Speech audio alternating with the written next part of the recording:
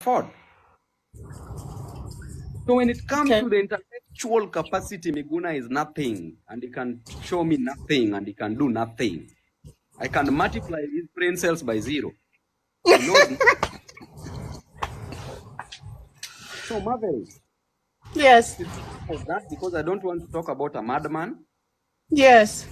I'm now Miguna's role model because Miguna vied for member of parliament in Nyando, failed. I vied for a member of parliament in Bakassi East and won.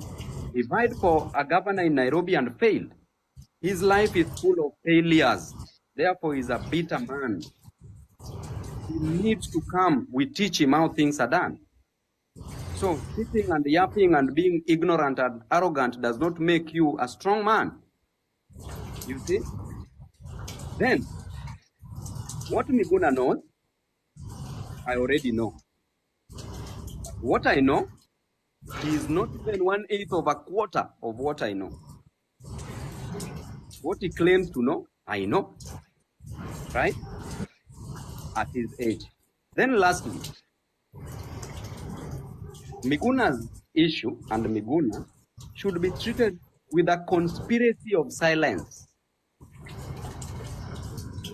Should be ignored. Those who listen to Miguna don't believe him.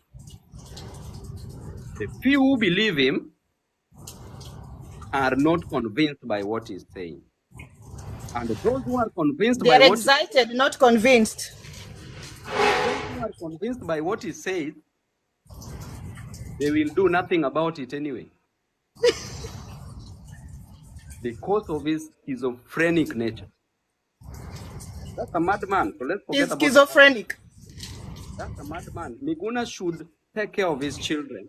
That girl who is a pole dancer should be taken care of. He's wasting time on TikTok and on YouTube and fighting everybody around. He should do his parental work, and the daughter should not be pole dancing in Canada.